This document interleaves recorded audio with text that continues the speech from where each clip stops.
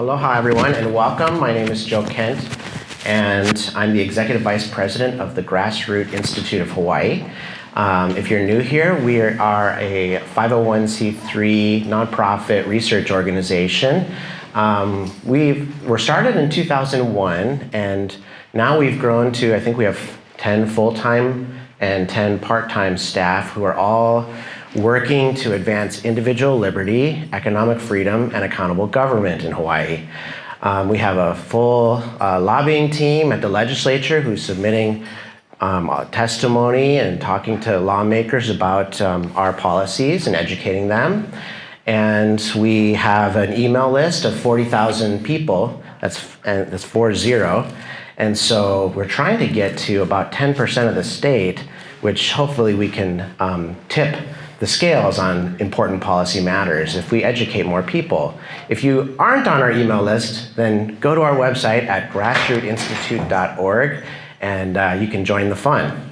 We're also on YouTube, Facebook, Instagram, TikTok. This today is being recorded for Akaku, so you can catch it there too. And we focus on a lot of different issues. This year at the legislature, they're trying to increase our taxes. Again, can you believe it? They've got this whole raft of tax hike proposals, but we're telling them, hey, wait a second, we have more money than we've ever had in the history of the state. So why are you increasing taxes? We're also talking about healthcare and transportation and housing. And that's today's topic. Today we're going to hear from Nolan Gray, who's a former city planner. Nolan, now, he's from New York. Kentucky originally. Oh, Kentucky originally, thank you. He now leads a Yes in My Backyard movement in California. And he was the author of Arbitrary Lines, How Zoning Broke the American City and How to Fix It. By the way, is there some feedback here? 1, 2, testing, 1, 2. Okay, you're okay? Good. Arbitrary Lines, by the way, if you haven't read it, it's a great educational piece. It's a well-explained primer on zoning. He starts with SimCity, and he says a lot of people have imagined zoning to be like a SimCity, but it's a lot more complicated than that. And it affects a lot of people. And so we're going to hear about all the people that zoning affects today. So it may be time for us to rethink zoning. And Nolan has a lot of great perspectives on that. So let's hear them. Won't you welcome Nolan Gray? Thank you. Is this on? Hang on. It should be on. Yeah. Hang on, one more time. Yeah, that's on. Okay, good. Thanks. Alrighty. How's everybody doing? Aloha. Thank you for having me. It's a real pleasure to be here. A couple months ago, Joe emailed me and he said, you all have solved housing affordability in California. Can you come to Hawaii and explain to us how you did it? Now, of course, it's still, as here in Hawaii and California, housing affordability has emerged as one of the #1 issues. You know, before the pandemic, I think there was at least some notion that it could be ignored. You know, I would talk to elected officials and they would maybe say, well, yes, housing affordability, that's a very big problem in a place like California or a place like New York, but that's not the #1 issue I'm focused on. And then, of course, the COVID-19 pandemic happened and everything kind of spiraled out of control. In much of the country, you had home prices increasing by 20 to 25%. You had the rate of renters facing rent burdens, that is spending more than a third or half of their income on rent, dramatically increasing. And then across the country, you had a significant increase in homelessness. And of course, a lot of people noticed that when it takes the form of street homelessness, people living in tents or under overpasses, but many millions more Americans are just in a situation where they're sleeping in their cars or sleeping on the couches of loved ones. So on almost every margin that you can measure, the housing affordability issue has emerged as one of the top issues. So it's a pleasure to be here. Of course, as you can see here from this chart, here in Hawaii, you had almost 25% increase in prices. Even in California, a state where we were losing population over the course of the pandemic, you know, for years, people had been saying, well, we'll solve our housing affordability problem if people would just stop moving here. Incidentally, over the course of 2021, 2022, we actually lost population, but home prices still went up. Over the course of the talk, I'm going to talk about a particular policy that I think we need to seriously contend with if we're actually going to make some progress on this issue. So this will follow the broad contours, as Joe said, of a book that I recently released, Arbitrary Lines, How Zoning Broke the American City, available on Amazon or at local booksellers. But first I'm going to talk about what zoning is and where zoning comes from. Then I'll talk about what went wrong with zoning and how it affects your lives or the lives of people that you love. And then I'll talk about where we go from here. The last half of the talk will focus on solutions, because I think we're at a really exciting moment on this issue. So first I wanted to just get a sense for the audience here. Who would consider themselves a zoning expert? Any zoning experts in the room? Okay, maybe some people who are too modest. Who knows maybe what zoning is in general? They've heard of it, they've thought of it, but okay. A lot of zoners, great. And then who are the happy, well-adjusted people who have never thought about zoning in their lives? Great. Well, so hopefully I can take some of you in that second category to that third category, and if you're in that never thought about zoning category, you still have time to leave the room. So zoning, let's get the wonky stuff out of the way first. Zoning is a state-delegated power to local governments that allows them to adopt two important documents. The first is a zoning ordinance, which sets the rules for what you can and can't do in every single zoning district. And the second is a zoning map, which assigns every single parcel to a zoning district. These are very wonky documents, but I actually encourage folks to crack them open for, I think here in Hawaii, it's your county, and see what these rules are, particularly for the place where you live. It's very dry, it's written in legalese, but if you understand these rules, you can actually start to understand why your community looks the way it does. Zoning is trying to do two things, broadly speaking. The first is segregate land uses. So most people know this in general. Zoning is taking the city and breaking it out into industrial, commercial, and residential districts. But in many cases, actually, there's significant distinctions being made. So in different residential districts, different type of residential typologies are allowed or not allowed. In some commercial districts, you may be able to build retail or a strip mall. In other commercial districts, you might be able to build office towers. Industrial, generally speaking, distinguishes between light and heavy industrial. Now, I think that certainly this is what we talk about in planning school. I think there's a standard narrative here of this was mainly focused on separating genuine nuisance uses from residential, right? We think of zoning and we think, well, of course, you got to keep the factory away from the home. And that's a small part of what zoning is doing. But the vast majority of what zoning is doing is something quite a bit more complex. There's a social project about what a correct city should look like and how uses should and should not mingle. So in general, zoning very strictly separates different types of land uses, especially residential and commercial, even types of commercial that before the rise of zoning were actually quite common in residential neighborhoods.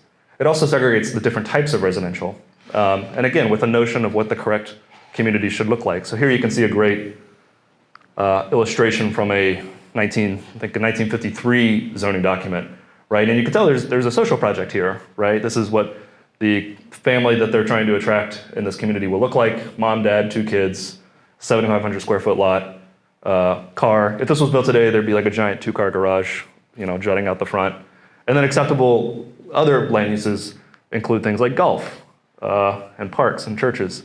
Of course, another element here that I won't go into too much detail, to a certain extent, we still have a lot of these rules on the books, even though they don't necessarily track onto what many households look like today.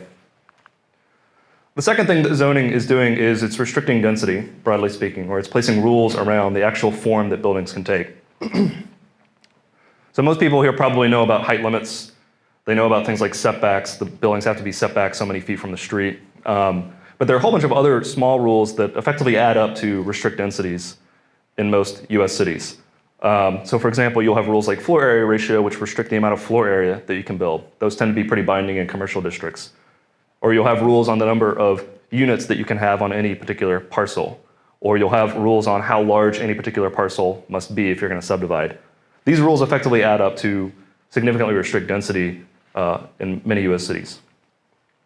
Since this is a pretty wonky room, this is a valuable distinction to make.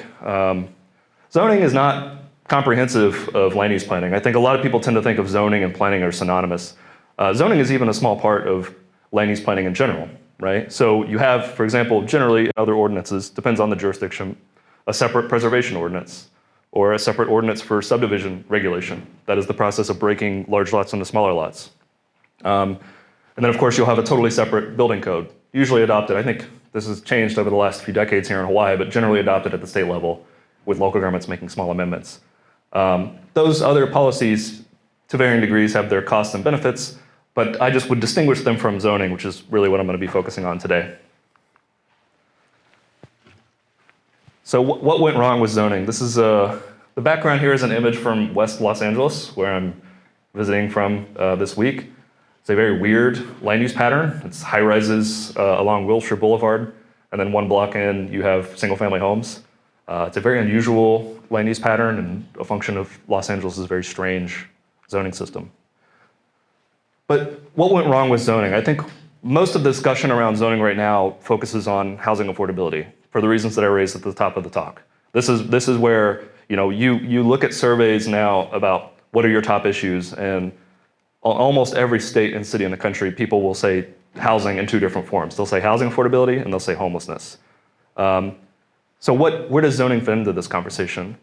Well, there's a lot of research actually on this that's pretty robust that suggests that the tighter your local land use restrictions are, the more likely you are going to be to have housing shortages, which then lead to rising costs. Now, it's tough to measure land use regulation in many cases because the nature of the rules varies so much. And often too, as anybody who's ever tried to apply for a permit probably knows, or process a permit probably knows, the rules on the books don't often reflect how the process actually moves. But generally speaking, we know that there are certain areas that have stricter land use regulations and certain areas that have more liberal land use regulations. And what we know about the former category is that they tend to have significantly greater housing affordability problems. Now, I'm going to be talking about the three mechanisms here that I think connect zoning to housing affordability issues. The first is zoning often blocks new supply, just altogether makes certain forms of housing illegal to build.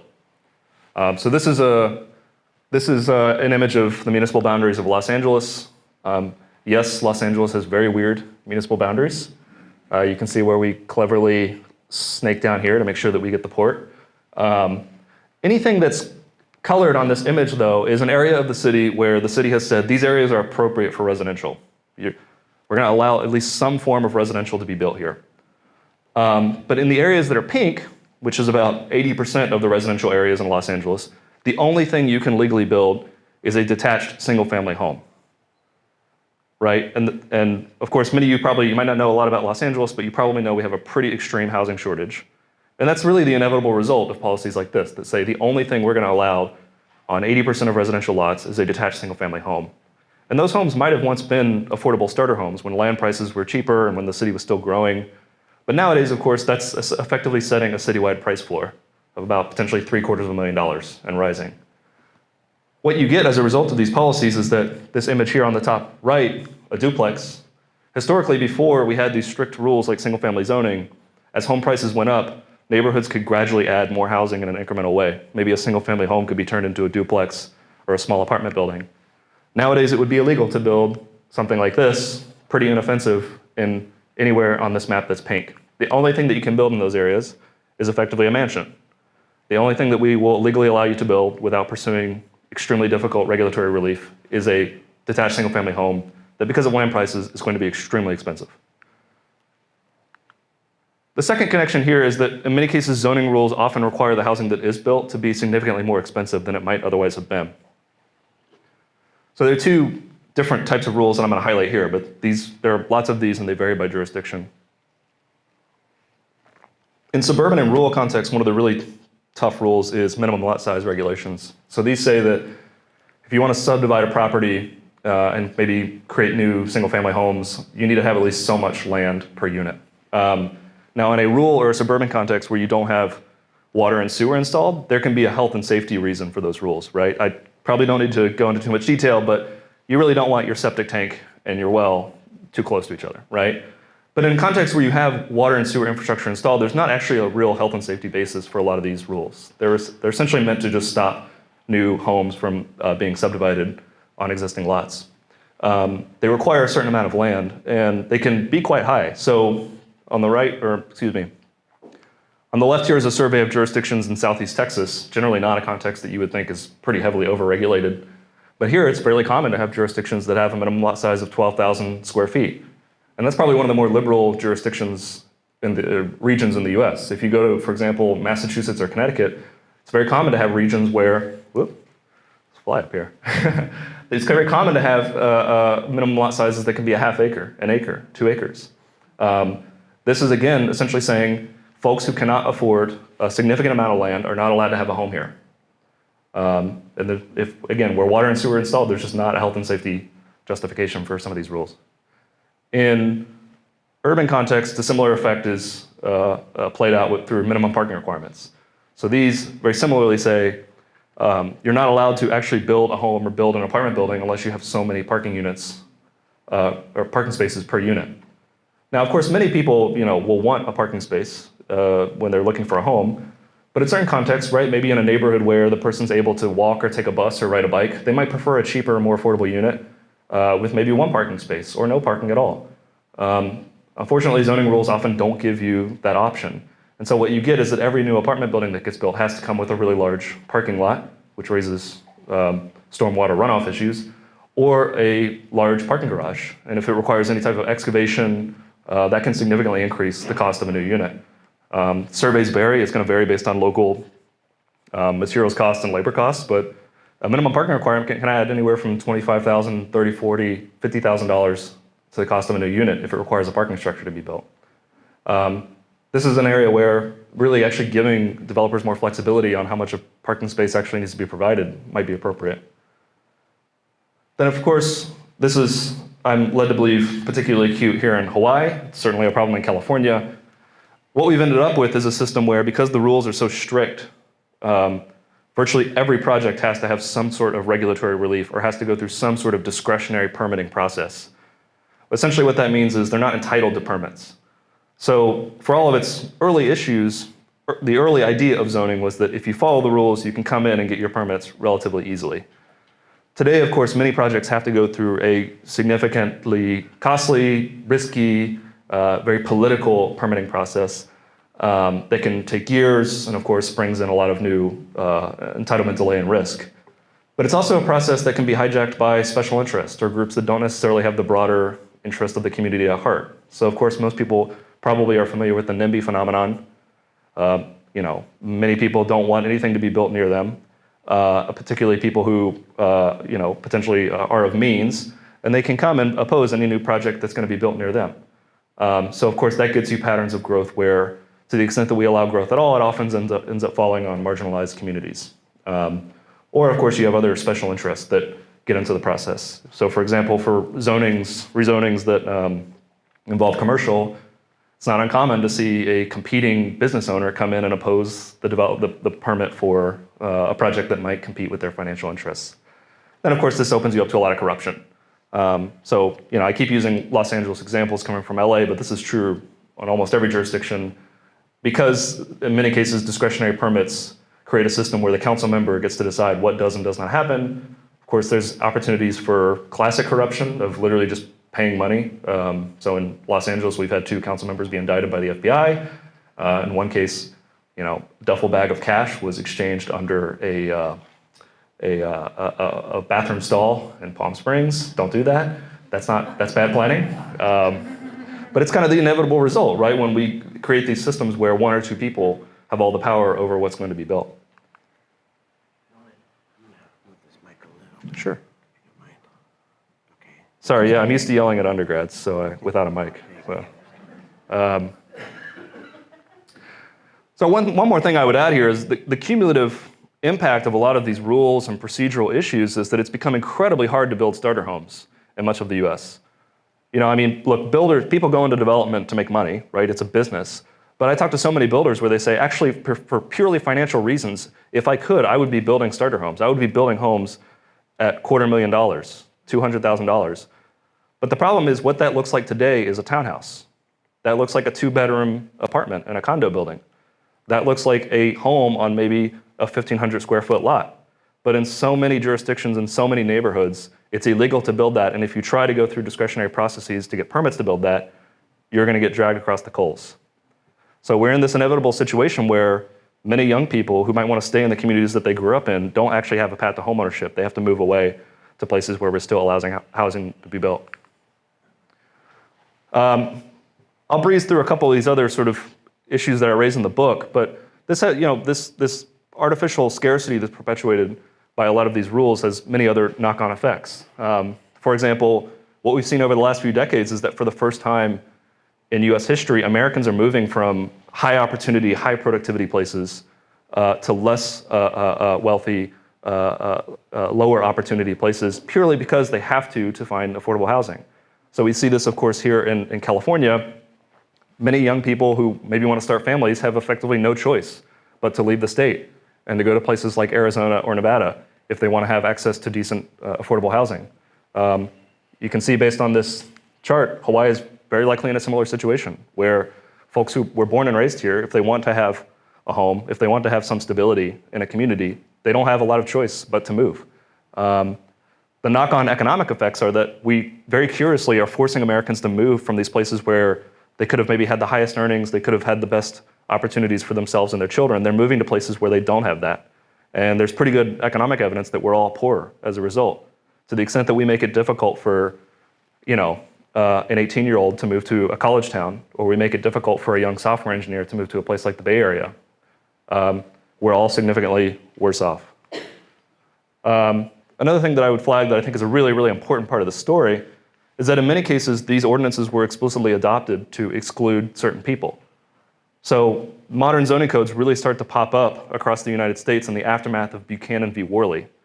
This was a 1917 Supreme Court decision where the Supreme Court said, we're not going to allow explicitly racial zoning. So what you had in the 19-teens was cities like Louisville and St. Louis adopting codes that literally said white Americans can live here and black Americans can live there, like explicitly South Africa-style zoning. And in a rare moment of clarity on racial issues from this time period, the Supreme Court said, we're not going to allow that. You can't do that. But what you get in the immediate aftermath of that is that jurisdictions start scrambling to come up with ways to achieve that type of segregation, but without mentioning race. And what they quickly realize is that if you can exclude people on the basis of socioeconomic status, you can exclude people, of course, on the basis of race and ethnicity. And if you look at, as I highlight this in the book, this desire to segregate and exclude certain people is fairly explicit in a lot of the early campaigns to adopt these codes. I highlight Berkeley, where they explicitly say this is going to keep Asian Americans out of our community, or in the New York City context, to keep Jewish factory girls out of a posh shopping district. They're very blunt about this, and these rules in many cases still serve to produce similar outcomes, even if that's not necessarily the intention. The irony, of course, is that you have people who continue to defend these rules who maybe don't necessarily contend with that heritage. So here's an image I took from Austin, Texas. On the left, you can see one of these Trump-era signs, the all are welcome here signs. It's a very nice sentiment. There's nothing wrong with it. But then on the right, you have a sign opposing zoning liberalization that would have actually allowed for more affordable housing typologies to build in historically excluded areas of the city. And there's apparently no recognition of the contradiction in people's stated and revealed values here. The last thing that I'll touch on very quickly is the relationship between zoning and the environment. So in California, as in Hawaii, I was providing testimony in Montana just recently, there's a consensus that we really want to preserve our natural areas, right? We have beautiful countrysides that we don't necessarily want to be completely gobbled up by growth. Of course, cities should naturally expand in an incremental way over time. That's appropriate. You got to have a plan for growth. That makes a lot of sense. But if you have a zoning framework where the only thing that really can be built is new greenfield development, of course, then you're kind of setting yourself up to inevitably have a lot of unnecessary sprawl, when a lot of that new housing growth could have actually been infill. My view on this is we should give people options. And right now, you have the option in some cases, and I mean, not so much here in Hawaii or increasingly California, to live in a home on the periphery, on the edge of town, maybe an hour and a half commute outside of the job center. But you don't have the option to actually live within a city, maybe in a neighborhood where you won't have to drive everywhere, or in a neighborhood where you have options on how you get to work. On the right here, you have an image from DC. I lived in DC very briefly. And you have these properties all over the city. And that's a pretty weird looking house, isn't it? I mean, that's like big giant windows. This is a former storefront, right? So historically in inner suburban neighborhoods, you often had a little corner grocery or a corner barbershop or a corner doctor's office. Daily, weekly necessities were within walking distance. Of course, when we've written zoning rules that said, no, these things have to be separate and you're going to drive between them. Some people might like to live that way, that's perfectly fine, but if prices are any indication, many Americans would actually like to live in a neighborhood where they have that option, and in many cases we don't allow it. Okay, now everyone's sufficiently depressed, yes? Do we need to do a part 3 stretch here? Okay. Well, I have some very good news. It doesn't have to be this way, and I actually think we're in a really exciting moment where, for the first time in a generation, folks are really seriously contending with these rules and how we can reform them to build cities that are more affordable, prosperous, integrated, and sustainable. What you've had over the last decade or so is the rise of the YIMBY movement, Yes in My Backyard, folks who are really reckoning with the rules we have on the books today. So how do we fix this system? Well, so as we've structured zoning today, local governments have almost unlimited authority in how they manage their zoning within their incorporated limits. That's a little bit different in Hawaii, and we can talk about that in the Q&A. But local governments have wide latitude on how they manage these rules. They can remove a lot of these arbitrary barriers to new infill growth that stop affordable homes from being built, that block potentially the growth of more walkable mixed income neighborhoods. States also have an important role to play in putting up guardrails around how local governments administer these powers. So as I said, zoning is a power that's delegated from state governments to local governments. And when local governments misuse those powers or use them in a way that block necessary housing from being built, or that entrench segregation, or that stop the broader economic prosperity of the state, it's appropriate for the state government to come in and put up light guardrails around that. But then longer term, I think we really need a fundamental rethink of land use planning. And that's a bigger picture, wonkier argument that I'll touch on a little bit here, but I might leave some of that for the book. So local reforms, there's a lot of low-hanging fruit here, and the solutions will vary. I'm going to highlight just a few here that I actually think are compelling and potentially useful examples. Here's a case from Houston, which I'll talk about a little bit more in a minute. Houston's interesting because it's the only major American city that doesn't have zoning, but they have a lot of zoning-like rules, and one of those rules was minimum lot size regulations. So within the entire city limits, they said you can't have a single-family home unless you have 5,000 square feet of land. Now, what you had in the 90s was there was a big demand for folks to move back into the city, to move back close to job centers. But as land prices were increasing, that post-war bungalow on a 5,000 square foot lot was increasingly unaffordable to your average working or middle-class Houston family. What they did was they lowered the minimum lot size to 1,400 square feet, created a bunch of massing standards that actually allowed you to do this type of development. It made it possible to build townhouses that were significantly more affordable and that allowed people to actually live near job centers. The great thing about this is that in many cases, this didn't require this leverage existing infrastructure. It was within the current city limits, and it spared new growth from having to happen in potentially naturally sensitive areas. Now in Houston, of course, it's possible under these provisions to take a home that might be $1 million and turn it into 3 townhouses that are $500,000.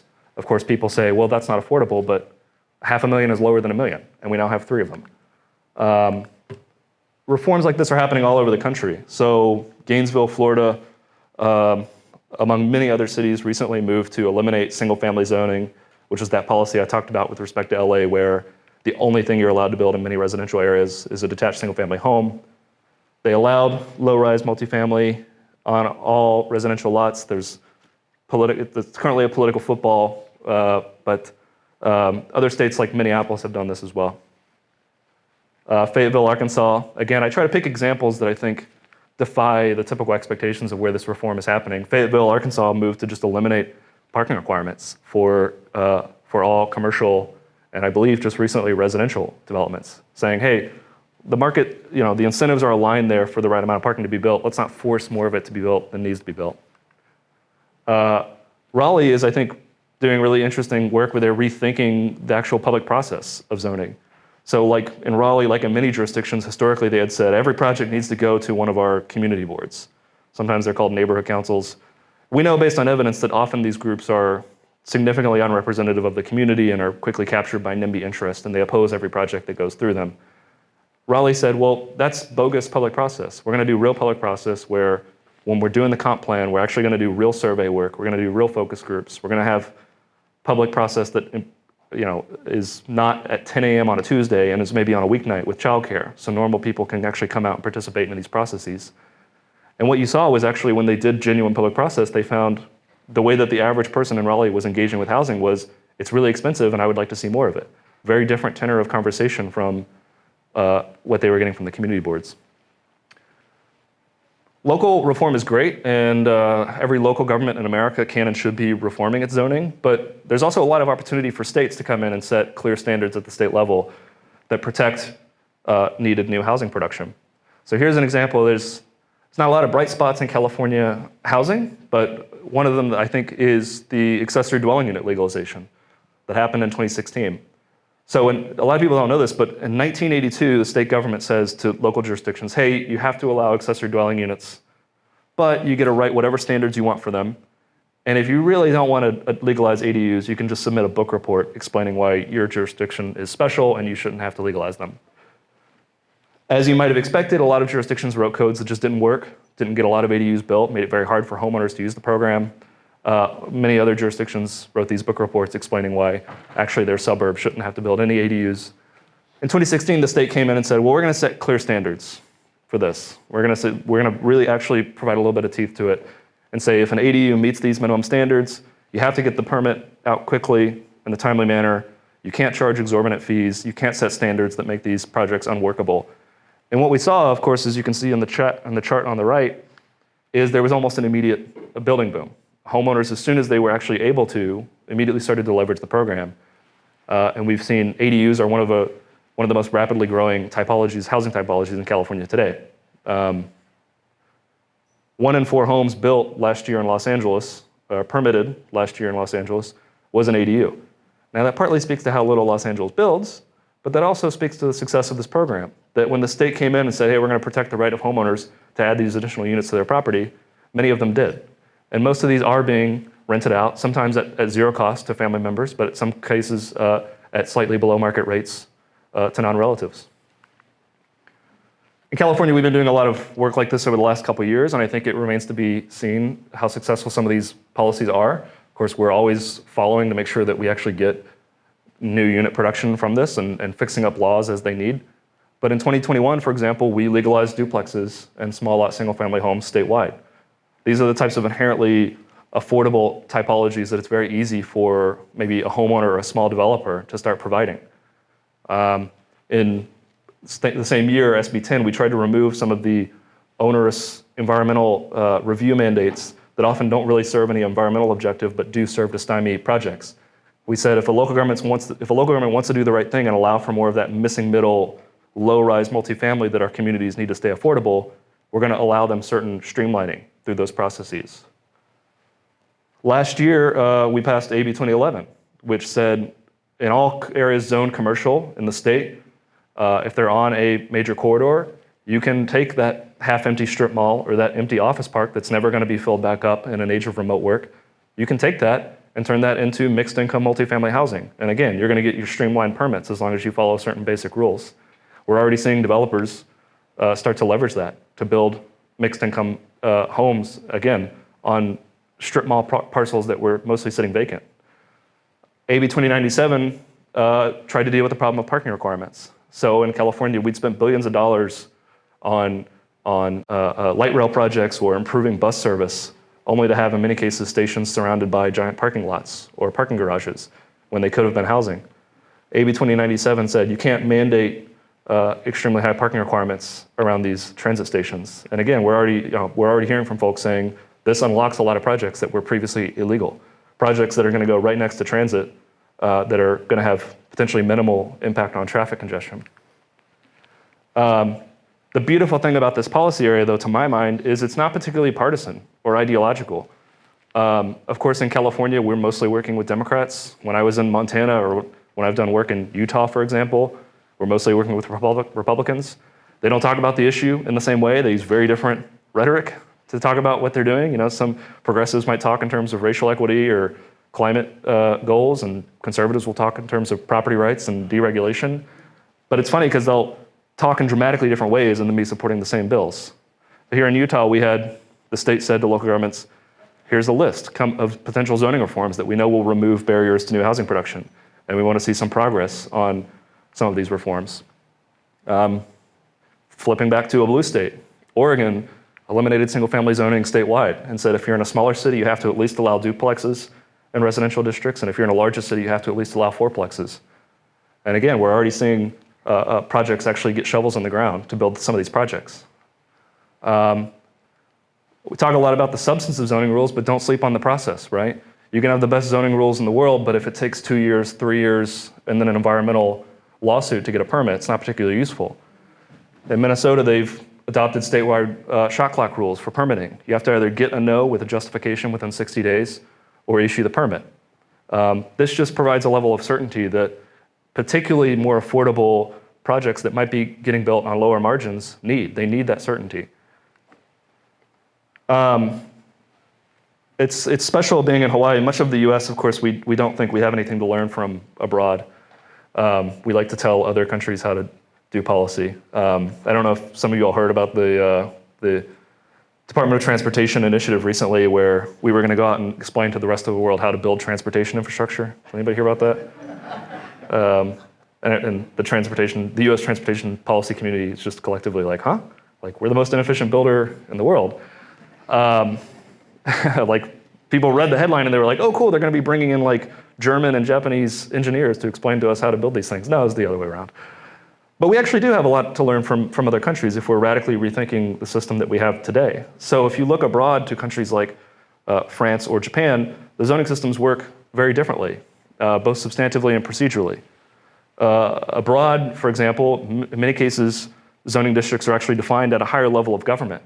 So here in the US, we have a very unusual system where every single local government gets to write their own zoning code almost completely de novo, right? So this is a very unusual system. You might know a lot about, for example, the zoning in Wichita, and that would tell you nothing about the zoning in Atlanta, or very little, right? In countries like France and Japan, higher levels of government write the zoning districts such that there's a high degree of consistency across jurisdictions, and you know with relative certainty what you can and can't build in a broad array of jurisdictions. That also gets tied into substantive differences. So in most other countries that have zoning, even the most restrictive zoning district will allow a variety of housing typologies or local serving neighborhood commercial. Domestically, I think another interesting example is Houston. So Houston's a fascinating place in a lot of ways, but as I mentioned earlier, it's the only major American city that actually fully doesn't have zoning. Now, Houston's not an all-purpose model for planning, but to the extent that they don't engage in the citywide use segregation and density restrictions that virtually every other American city does, I actually think they're in a very good position to fix a lot of the planning mistakes that were made. So in Houston, for example, it's very easy to take a single-family home and turn it into 2 or 3 townhouses. It's very easy. They're not having to adopt laws to make it legal to take a half-empty strip mall and turn it into multifamily over top of shops. And as a result of that, Houston is one of the most affordable and diverse major US cities, even amid explosive population and economic growth. And again, not an all-purpose model, but to the extent that they don't have these rules on the books and the city hasn't collapsed, but actually has remained a place that's seen steady population growth, I think there are important lessons to be learned there. More broadly, and this is the last thing I'll talk about here before I close out, I think it's appropriate that we actually try to have a serious conversation about what we want land use planning to do. The system that we have today hasn't necessarily achieved many of our basic planning objectives, or to the extent that it's achieved some of them, it's achieved them with huge negative consequences on the side. But this is not an argument against not doing any land use planning. I'm a trained planner. I think there's a lot of important work that we need to do.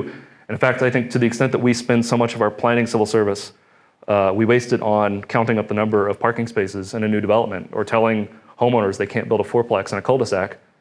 I think it's a huge waste of this incredible civil service capacity that we have. And we actually can be using that to deal with the problems that people care about. Having actual, real, clear, enforced rules on impacts, things like noise or smell or odors. You know, I think part of the reason that we get these NIMBY attitudes is that maybe folks aren't confident that some of these issues are actually going to be dealt with. Planners as stewards of the public realm. You know, this is really important. When folks say, well, I'm concerned about this new development because what's it going to mean for my parking space or traffic or stormwater? We can and should have good answers for that. And I think it's totally appropriate for folks to ask those questions. But that doesn't necessarily mean adopting a zoning code where we say, well, we're just going to solve all those problems by not allowing any new development. We can sit down and make a plan. In the book, I highlight a really interesting example of Bastrop, Texas. It's an Austin suburb. They were experiencing explosive population growth, as much of the Austin region was. And like many jurisdictions, there was just a temptation to say, well, this growth is tough, it's complicated, it's painful, we have some people here who don't like it. They could have just pulled the ladder up, like a lot of other jurisdictions do, and say, well, we're just not going to have any growth, we're going to adopt a moratorium, and we're going to downzone, and we're going to stop this from happening. But I think they actually took the wiser path, and they said, well, this growth is going to happen, these people need to live somewhere. It can either happen on our terms, we can sit down, plan out a street grid, make sure that we're making the investments in our stormwater and water infrastructure, figuring out where the parks and the schools are going to go, collecting income from new projects in an incremental and fair way to make sure that we can budget for those new public service requirements and infrastructure needs, and build a community that where our children can actually afford to stay and where new people can come and not lower our standard of living, but actually enrich it. To my mind, that's the heart and soul of what planning is. And I think we have a lot of lessons to learn from cases like that. So now that everyone's completely in agreement here, there'll be no Q&A, I assume, right? What can everybody do? As I sort of said at the start of this section of the talk, we're in a very special moment now where I think there's a lot of energy around reform, and now's really the time to move on some of these issues. Here in Hawaii, as in much of the US now, there are YIMBY groups that are pushing for reforms, connecting with those groups. If you're a builder, talking to those groups about the barriers that you face and learning from them on the reforms that they're pushing for, I think is a wise course. Talking to your state and local elected officials, saying, hey, what are we doing on this? You won't have to look hard to find other cities and states that might provide a useful model. Say, what could we be doing on this front? Talk to your local planners. In many cases, you might have a local planner who actually gets it and wants to see reform on some of these issues, but they need the political cover. They need someone to come in and ask. That could be you and your community. And then, of course, we need people to actually build the housing that needs to be built once we've changed some of these laws. There's a big educational project there of explaining to folks, hey, things that were illegal for the past 50 years are legal now, or permitting processes that you previously thought were no-go now actually might get you through within 2 weeks.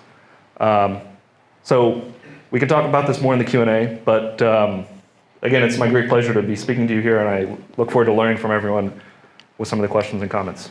Thank you. Thank you, Nolan.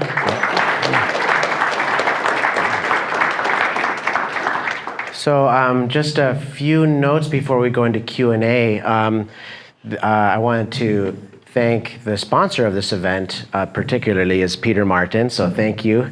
You can wave in the back. We really appreciate that. Also, we've got another event coming up in March. On March 21st, we're talking about tax policy. The governor is trying to reduce taxes. It's like the first time I've ever heard of any governor trying to reduce taxes, but we're going to examine his plan. And but I'm going to come around with a mic to talk about if you've got a question or something. But I have a question. First, I want to read from chapter 3 of your book. It starts, until recently, zoning was a sleepy backwater in the policy world. Outside of a few local government policy wonks, land use attorneys, and planning consultants, the rules controlling where and how Americans lived attracted little attention. But now it sounds like it's attracting more attention across a wide spectrum, too. What do you think that means for the prospects for the future? Yeah, there's this joke, right? If somebody's trying to make conversation with you and they ask, what do you do? And you want to get out of the conversation, you just tell them you're an accountant. And then I'm like, oh, that's nice.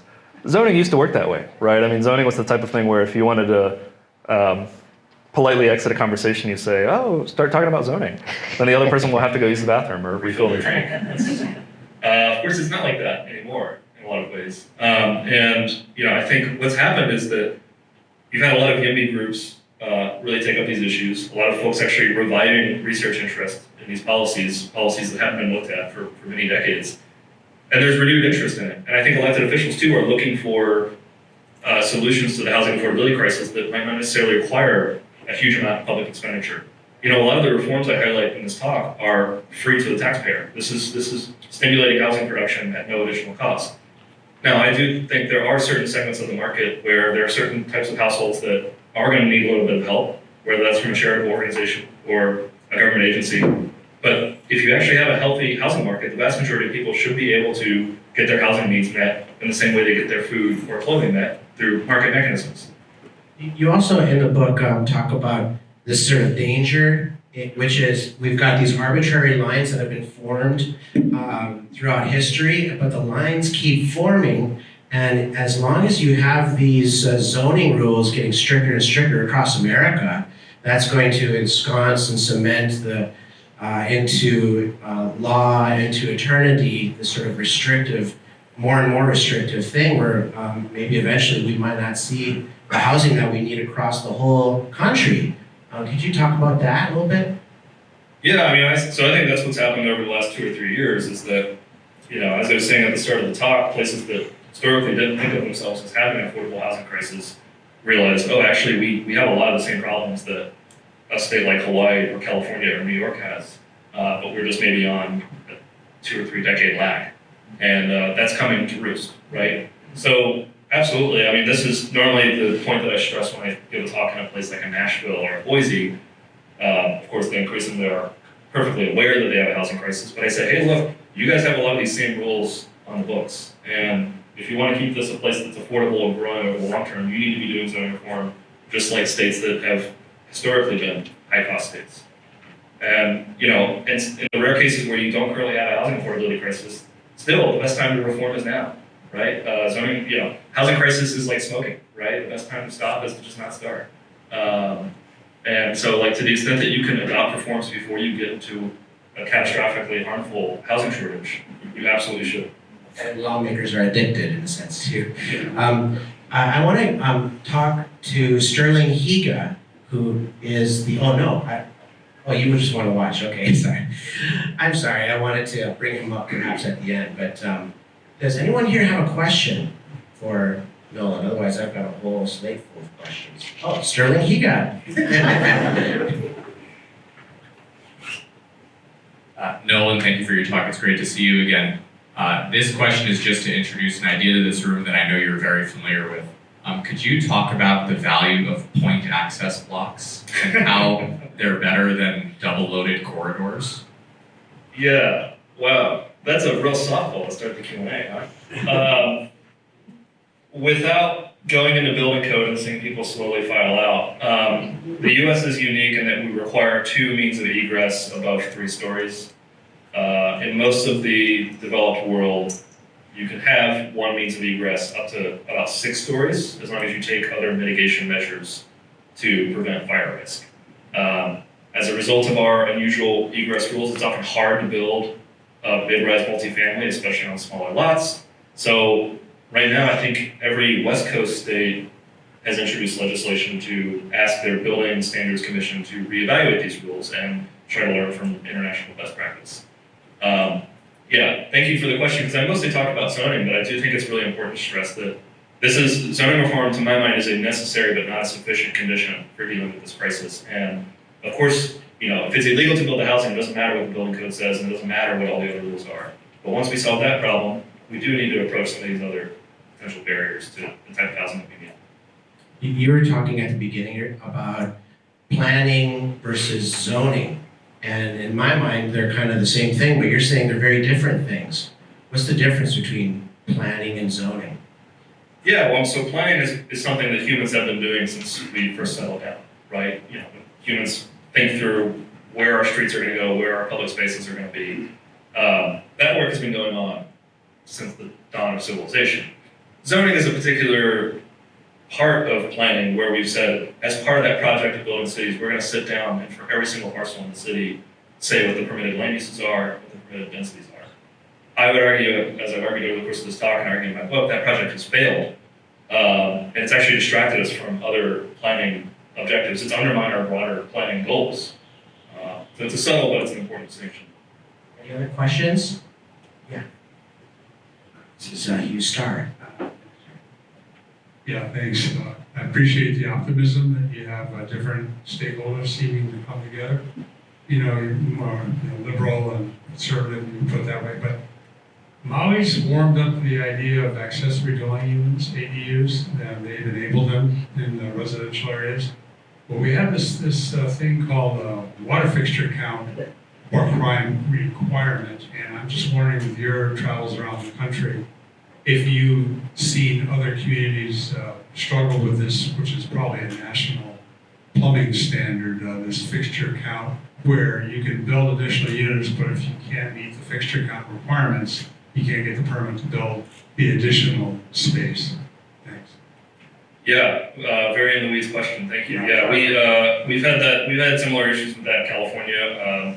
One of the issues was it was just taking forever for the water utility to actually come and make hookups.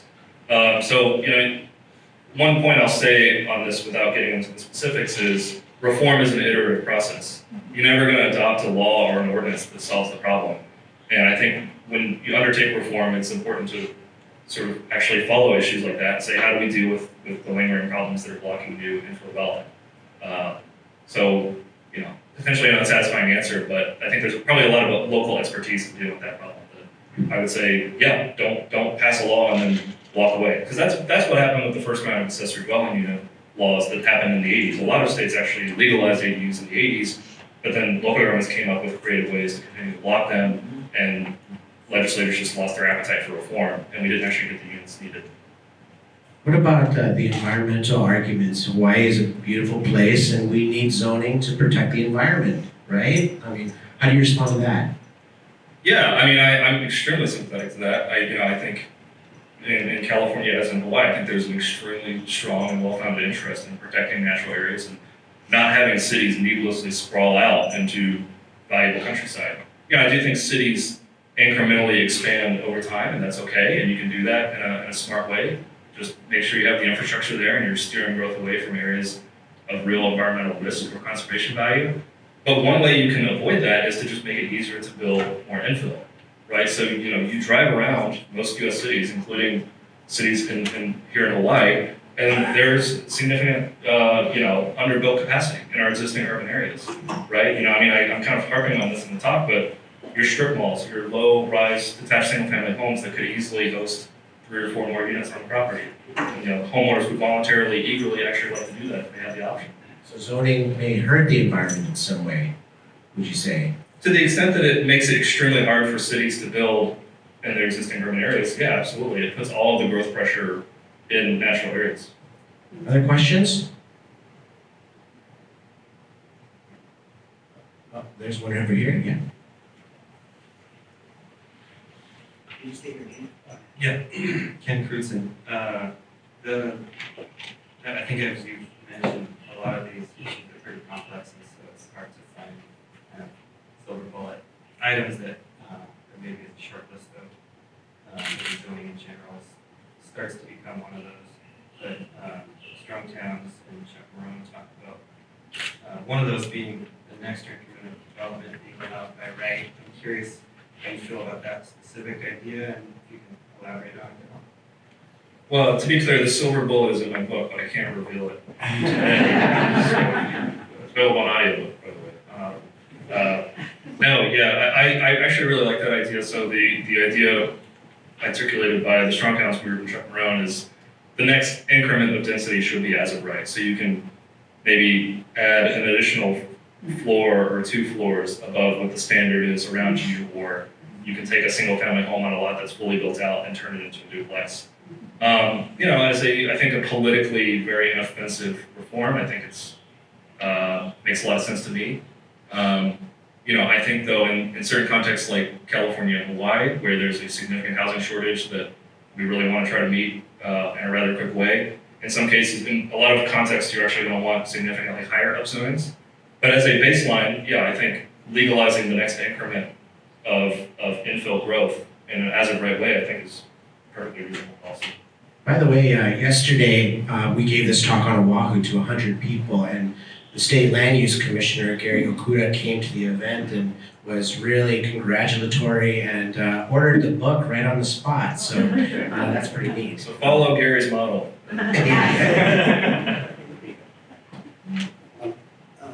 Aloha, hey, thank you. Very interesting. It's not especially new ideas for me, but I wanted to encourage people to contribute to Grassroots And because they are doing good work, and this was excellent, it's right up our alley. I see so many friends here. Thank you, Peter, and thank you for that plug and for your many years of support. It does take a lot of financial resources to try to build an Ehanakako strategy that we're trying to do. Ehanakako means let's work together. And we're trying to work together with lawmakers across the state, at the county and state levels, and we found yes in my backyards, yes here even in Hawaii. These are folks who cross the political spectrum, progressives, independent-minded folks, moderates, who say, yes, we do want housing. And could you talk a little bit about the yes in my backyards that you've seen? Yeah, well, I mean, I think the heart and soul of the movement has been a lot of young people who realize that they don't have a path to ownership. That's, I think, where it really starts, and it starts in California because probably not unlike Hawaii, we were hitting some of those problems earlier. A lot of young professionals who maybe wanted to settle down and start a family realized I don't have a path to ownership. But it's been actually nice because in a certain reverse way, as the crisis has deepened, it started to affect more people, and we have a whole range of folks who the issue is now affecting. An example I'll give you, right? Imagine you're the beneficiary of the California housing affordability crisis, and probably would work in a very similar way here in Hawaii. Maybe you bought your home in 1970 in the Bay Area for 2 magic beans, and now it's worth $5 million. In a certain sense, you've won the lottery, right? You have this incredible wealth that has been accrued to you simply because you bought a house in the right place. In a certain sense, the crisis has been to your benefit. But think about that person, right? Their young adult child is not going to be able to live within 2 or 3 hours of them. They're not going to be able to see their grandkids once grandkids come into the picture with any regularity. All of their friends and family, the people that they grew up with, they're all cashing out and moving to other states because they can't afford to buy another home in the community. Maybe they want to downsize and stay in their neighborhood, but again, the housing prices are just so expensive that downsizing and retiring means they're going to have to leave their community. So in a certain sense, yeah, that person's done well. They've accumulated a lot of wealth, but in another sense, their community has completely been destroyed by the totally unnecessary housing shortage and the crisis that it's caused. They go to the supermarket and they see people living in tents or under overpasses. So, I do think these issues started with people who maybe were uniquely affected by it and folks who maybe hadn't thought about housing affordability historically. But now it's just the crisis has gotten to be so acute that, like I say, when you talk to elected officials, this is the number one thing they hear about from all segments of society, saying this is a problem even for me. Well, thank you for coming, and let's give Nolan another round of applause.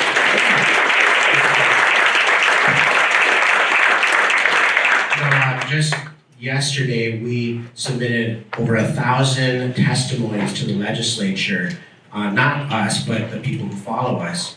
And so if you want to get involved with what we're trying to do to make Hawaii a better place, please make sure you get on our email list at grassrootinstitute.org. And also, we'd love it if you can fill out this comment card. We want to know how we did today, so could you please let us know?